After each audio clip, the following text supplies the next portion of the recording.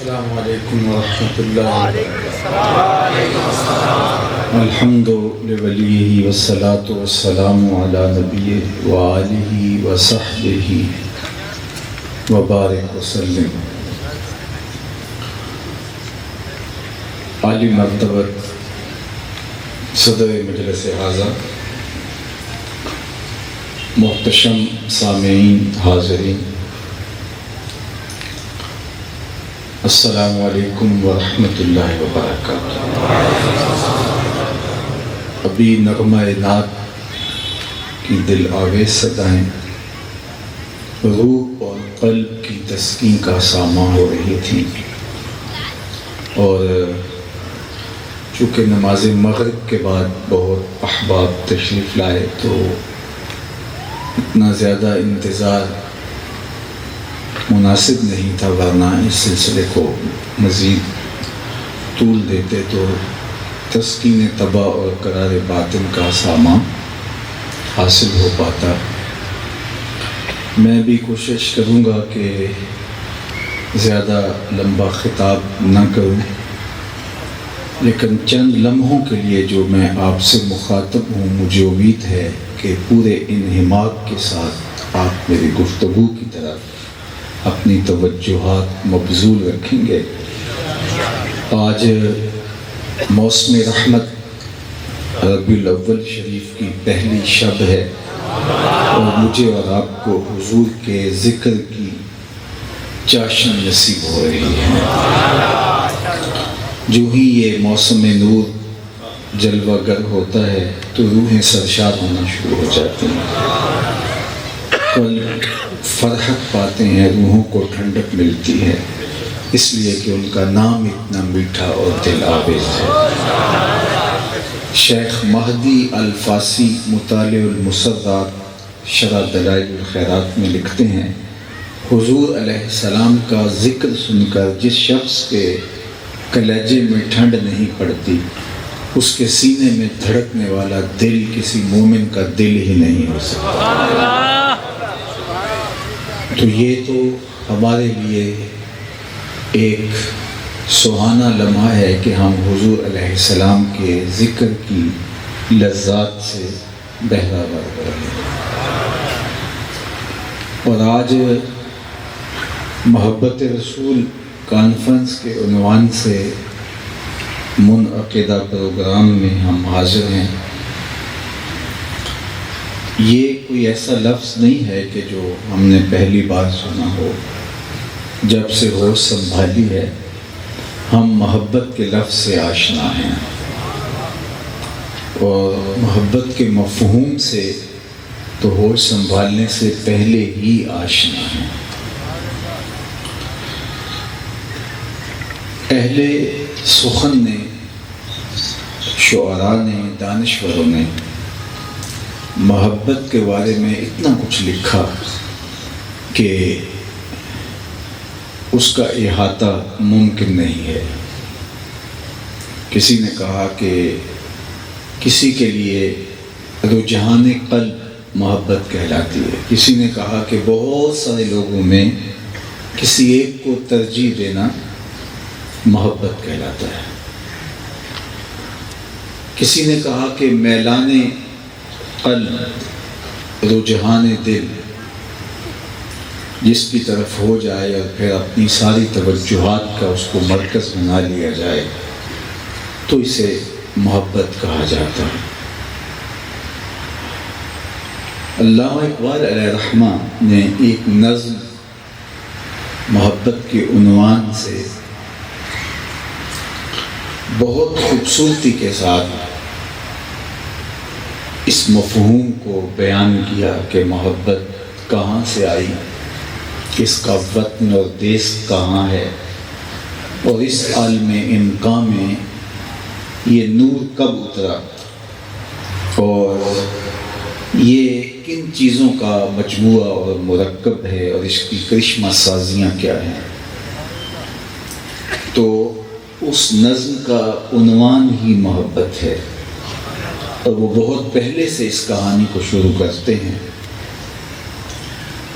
عروس شب کی زلفیں تھیں ابھی نا آشنا خم سے، ستارے آسماں کے بے خبر تھے لذت رم سے، قمر اپنے لباس نو میں بیگانہ سا لگتا تھا، نہ تھا واقف ابھی گردش کے آئینے مسلم سے، ابھی امکان کے ظلمت خانے سے ابری ہی تھی دنیا، ہویدا تھی نگینے کی تمنا چشم خاتم سے۔ سنا ہے عالم بالا میں کوئی کیمیا گھر تھا، سنا ہے عالم بالا میں کوئی کیمیا گھر تھا، صفا تھی جس کی خاک پا میں بھر کر ساغر جم سے، لکھا تھا عرش کے پائے پہ ایک اکسیر کا نسخہ، چھپاتے تھے فرشتے جس کو چشم روح آدم سے، نگاہیں تاک میں رہتی تھی لیکن کیمیا گر کی، وہ اس نسخے کو جانتا تھا بھر کر اسم اعظم سے، بڑا تسبیح خوانی کے بہانے عرش کی جانب، تمنائے دلی بھر آئی سائے پہم سے، پھر آیا فکر اجزا نے اسے میدان امکان میں، چھپے گی کیا کوئی شے بارگاہ حق کے محرم سے، چمک بجلی سے پائی چاند سے داغ ہجر داغ جگر مانگا، حرارت لی نفس ہائے مسیح ابن مریم سے، ذرا سی پھر ربوبیت سے شان بے نیازی لی، ملک سے عاجزی افتادگی تقدیر شبنم سے، پھر ان اجزاء کو گھولا چشمہ حیوان کے پانی میں، مرکب نے محبت نام پایا عرش اعظم سے، محوث نے یہ پانی پھر ہستی نوخیز پہ چھڑکا، گرا کھولی ہنر نے اس کے گویا کار عالم سے، ہوئی جنبش ایاں ذروں نے لطف خواب کو چھوڑا، گلے ملنے لگے اٹھ اٹھ کے اپنے اپنے ہمدم سے، خرام ناز پایا آفتابوں نے ستاروں نے، چٹک ہنچوں نے پائی داغ پائے لالا زاروں نے۔ اقبال کا نقطہ نظر یہ ہے کہ یہ آسمانی تحفہ ہے جو حضرت آدم اپنے ساتھ لے کر کے آئے، اور اگر میں اس عنوان کو آگے بڑھاؤں تو درد محبت سینے میں رکھا اور پھر اس دنیا کے اوپر بھیج کر کے ہجر کی لذتیں بھی کاٹنے کو کہا گیا تاکہ نسل انسانی اس درد کی کیفیتوں سے آشنا ہو۔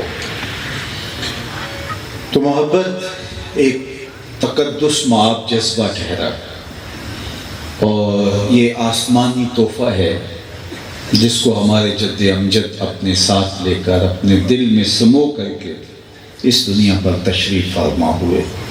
تو جب یہ ہمارا ورثہ ہے، ہماری طبع کے اندر راسخ ہے اور ہم محبت کے بغیر رہ نہیں سکتے، تو پھر ہمیں کوئی محبوب تلاش کرنا ہوگا، چونکہ جب دل ہے تو کوئی دل بر بھی ہوگا۔ غالب نے کہا تھا کہ جاں اگر دل غم اگرچہ جاں گسل ہے، پہ کیا بچیں کہ دل ہے، غم عشق اگر نہ ہوتا غم روزگار ہوتا۔ اس نے کہا جب سینے میں تڑپتا ہوا دل رکھتے ہیں تو پھر لازمی ہے کہ اس دل کے اندر کسی کو بسانا بھی پڑے گا۔ اگر آپ اس دل کو اس کی غذا فراہم نہیں کریں گے تو پھر یہ مارا مارا پھرے گا اور غم دنیا کا گرفتار ہو جائے گا۔ تو جب دل ہے تو پھر دل کی غذا بھی دینا ہوگی، تو اس لیے اس دل کو اس محبت کے نور سے آشنا کرنا پڑے گا۔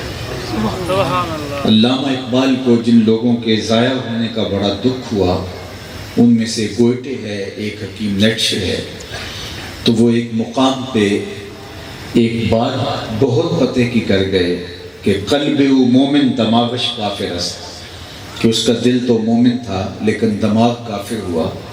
لیکن صوفیاء نے کہا کہ یہ صرف اس کی کہانی نہیں، اللہ نے اپنی محبت کا تخم ہر قلب میں رکھا ہوا ہے، اس کو مناسب غذا ملے تو وہ پروان چڑھتا ہے، وہ کھل کے گلاب بنتا ہے، شجر بن جاتا ہے، برگو باز دیتا ہے۔ لیکن اگر اس کو غذا ہی نہ ملے تو وہ بیج اندر ہی رہتا ہے، اور اگر اس کو غذا ملے، کوئی اس کو پانی ڈالے اور پھر وہ بیج اگنا شروع ہو جاتا ہے، اور باہو علیہ الرحمہ نے کہا تھا اندر بوٹی مشک مچ آیا اتے جاں پھلاں تے آئی۔ پھر وہ کیفیت جو ہے وہ انسان سے پھوٹتی ہے اور وہ محبت میں دیوانہ ہو جاتا ہے۔ تو یہ اللہ نے قلب انسان کے اندر محبت کا تخم رکھا ہے۔ بلکہ اگر میں اس سے بھی آگے بڑھوں تو بہت آگے تو نہیں بڑھ سکتا، پر جلتے ہیں، لیکن اتنا کہوں گا کہ یہ محبت ہی تھی کہ جس کی وجہ سے یہ کائنات ظہور پذیر ہوئی۔ کنت کنزا مخفیا فاحببت ان اعرف، میں ایک مخفی خزانہ تھا، میں ایک پوشیدہ خزانہ تھا، مجھے کوئی جانتا نہیں تھا، کوئی پہچانتا نہیں تھا، اس لیے کوئی تھا ہی نہیں، کسی کا وجود بھی نہیں تھا، کسی کا تشخص بھی نہیں تھا۔ فاحببت ان اعرف، پھر میں نے خود ہی چاہا میں پہچانا چاہوں۔ عشق کا ذوق نظارہ مفت میں بدنام ہے، حسن خود بے تاب ہے جلوہ دکھانے کے لیے۔ میں نے خود چاہا کہ میرے لیے کوئی سسکیاں لے، کوئی آہیں بھرے، کوئی سجدوں میں روئے، کوئی آنسو بہائے، کوئی میرے گھر کے گرد دیوانوں کی طرح طواف کرے، کوئی صفا مروہ پہ دھوڑے، کوئی پھٹے پرانے کپڑوں میں جنگلوں میں مجھے پکارتا پھرے، خاک چھانتا پھرے۔ فَأَحْبَبْتُ أَنْ أُعْرَفَ، جب میں نے چاہا کہ میری معرفت ہو، میری پہچان ہو، تو پھر فَخَلَقْتُ الْخَلْقَ، تو میں نے مخلوق کو تخلیق کر دیا۔ اور حضرات صوفیاء فرماتے ہیں کہ پھر پہلا تعین، پہلا تشخص ذات رسالت مآب صلی اللہ علیہ وسلم، ان کو اللہ نے اپنے جلووں سے تخلیق کیا، اور پھر اس نور سے پوری کائنات کو خلقت وجود ملا۔ تو یہ کائنات ہی محبت کی وجہ سے مرز وجود میں آئی، اور اگر محبت نہ ہوتی تو یہ کائنات کبھی بھی مرز وجود میں نہ آتی۔ پردہ اخفا میں رہتا وہ جلوہ مستور، اور کوئی اسے جاننے والا، پہچاننے والا، اس کی کوئی پوجا کرنے والا نہ ہوتا۔ لہٰذا اس محبت نے اس کائنات کو منصہ شہود پہ لا کر کے یہ ساری کائنات کے رنگ بھرے۔ تو محبت ہی کائنات کی اصل قرار پائی۔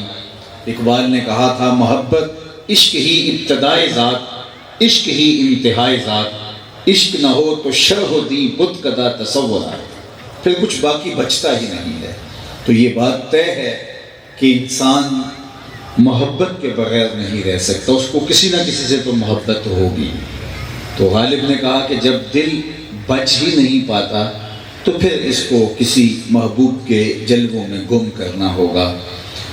اب یہ طے ہے کہ محبت کے بغیر انسان رہ نہیں سکتا، تو پھر دل در بدری کی سزا کیوں کاٹے، اور پھر وہاں دل کیوں پامال ہو جہاں اس کی قدردانی نہ ہو، تو پھر دل کو وہاں لگنا چاہیے جہاں اس دل کی قدر بھی پہچانے۔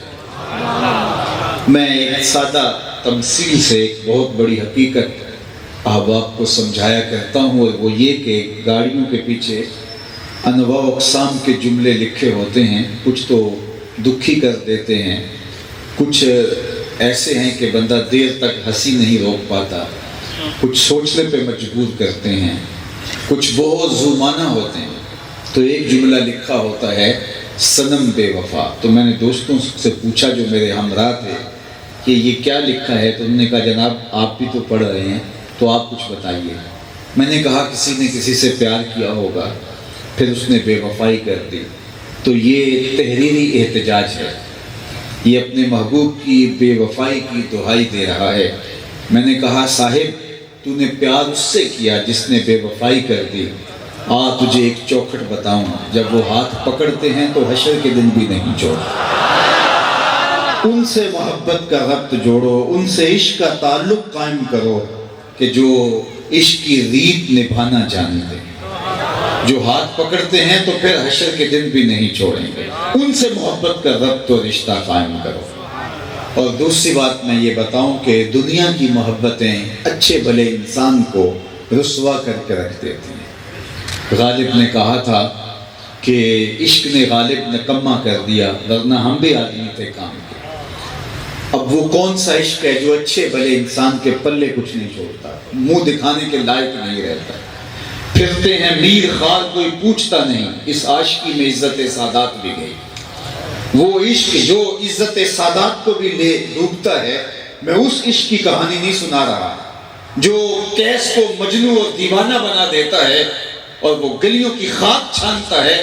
میں اس عشق کی کہانی آج کے اس اسٹیج پہ نہیں چھیڑ رہا، میں اس عشق کی کہانی چھیڑ رہا ہوں جو بلال کو عظمتوں کی اس معراج پہ بٹھاتا ہے کہ جس بلال کو کوئی پاس بٹھانے کے لیے تیار نہیں ہوتا، حضور معراج سے پلٹتے ہیں اور پوچھتے ہیں بلال کون سا عمل کرتا ہے میں تیرے قدموں کی آہٹ جنت میں سنوں۔ یہ بندہ نواز عشق ہے، یہ سرخرو عشق ہے، یہ پستیوں سے اٹھا کے اوج ثریا کی بلندیوں تک پہنچا دیتا ہے۔ میں اگر آپ سے پوچھوں کہ جس زمانے میں میرے حضور تشریف لائے اس زمانے کے خاقان کا نام کیا تھا، تو شاید آپ میں سے کوئی نہ بتا سکے سوائے اس کے کہ جس کا تاریخ سے بہت گہرا شغف ہو۔ چلو میں یہ پوچھتا ہوں، جس زمانے میں میرے حضور تشریف لائے تھے اس زمانے کے کیسر کا نام کیا تھا؟ اس دور کی سپر طاقت تھی رومن امپائر، اس کے حکمران کا نام کیا تھا؟ شاید کیسر روم کا نام بہت کم لوگ بتا سکیں۔ اچھا، اس دور کی دوسری بڑی طاقت کسرا ایران کا نام کیا تھا؟ اس دور کے کسرا کا نام کیا تھا؟ تو شاید یہ بھی بہت تھوڑے لوگ بتا سکیں۔ اور اگر میں اس مجلس میں موجود سب سے کم عمر بچے سے پوچھوں کہ میرے حضور کے مؤذن کا نام کیا تھا؟ شہنشاہوں کے نام تو زمانے کو بھول گئے، کج کلاہوں کے نام تو زمانے کو بھول گئے، لیکن میرے حضور کے بلال کا نام زمانے کو کبھی نہیں بھولا۔ علامہ اقبال علیہ الرحمہ عمومی طور پہ تخلص اقبال ہی کرتے تھے اور یہ استعمال بھی نہیں کرتے تھے، لیکن کبھی کبھی انہوں نے تخلص کو استعمال کیا ہے، تو ذرا ان کا ایک رنگ دیکھیے۔ اقبال یہ کس کے عشق کا فیضان ہے؟ اقبال یہ کس کے عشق کا فیضان ہے؟ رومی فنا ہوا حبشی کو دوام ہے۔ رومی شہنشاہ اس دور کی سپر طاقت، لیکن آج زمانہ اس کا نام بھی نہیں جانتا، اور دنیا کے جس کونے پہ بھی چلے جاؤ بلال حبشی کے نام کی مسجد ضرور ملے گی آپ کو۔ یہ ہے عزت اور یہ ہے رفعت جو ان کے نام سے جڑی ہے، وہ عشق جو نکمہ کر دیتا ہے اور اچھے بھلے انسان کی عزت پامال ہو جاتی ہے، لیکن اس عشق سے وابستگی پستیوں سے اٹھا کے بلال حبشی کو اوج ثریا کی بلندیوں تک پہنچا دے۔ اللہ اکبر۔ عرض تہامہ سے حضرت عمر گزرے تو بچوں کی طرح بلک بلک کے رونے لگے، تو کسی نے کہا عمر 23.5 لاکھ 24 لاکھ مربع میل کی حکمرانی ہے اور تم یوں رو رہے ہو جس طرح بچے روتے ہیں۔ کہا کہ یہی جگہ تھی، میرے باپ نے مجھے کہا تھا کہ ان 5 اونٹوں کو لائن میں قطار میں کھڑا کرو، میں آگے والے کو سیدھا کرتا تھا تو پیچھے والا ٹیڑھا ہو جاتا تھا، پیچھے والے کو سیدھا کرتا تھا تو آگے والا ٹیڑھا ہو جاتا تھا، میں بھاگ دوڑ کے دونوں کو سیدھا کرتا تو درمیان والا ایک سائڈ پہ نکل جاتا۔ تو میرے باپ خطاب نے مجھے بڑا مارا، کہا تم ایک عرب کے بیٹے ہو کہ 5 اونٹ قطار میں کھڑے نہیں کر سکتے؟ کہا ایک وقت عمر پہ ایسا تھا کہ وہ 5 اونٹ قطار میں کھڑا نہیں کر سکتا تھا، اور آج شرق سے لے کر غرب تک 22-23 کروڑ جو ہے لاکھ مربع میل کی حکمرانی ہے، اور لاکھوں کروڑوں انسان ایک قطار میں کھڑے ہیں۔ یہ محمد عربی کے جوڑوں کا صدقہ نہیں ہے، تو اسے تو 5 اونٹ قطار میں کھڑے نہیں ہوتے تھے۔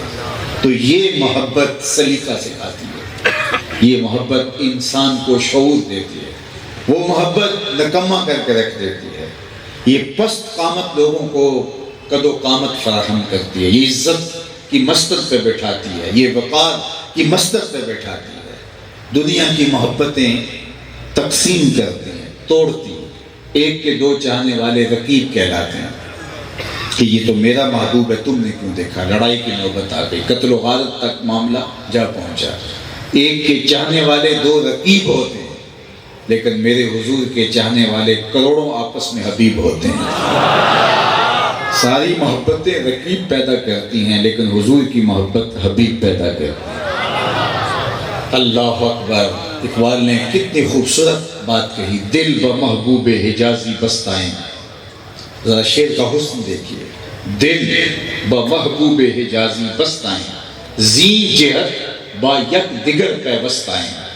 کہا ہمارے دل حضور سے جڑے ہوئے ہیں، ہم اس وجہ سے ایک دوسرے سے جڑے ہوئے ہیں. حضور کی محبت جوڑتی ہے، توڑتی نہیں. یہ جو 72 فرقے بنے ہیں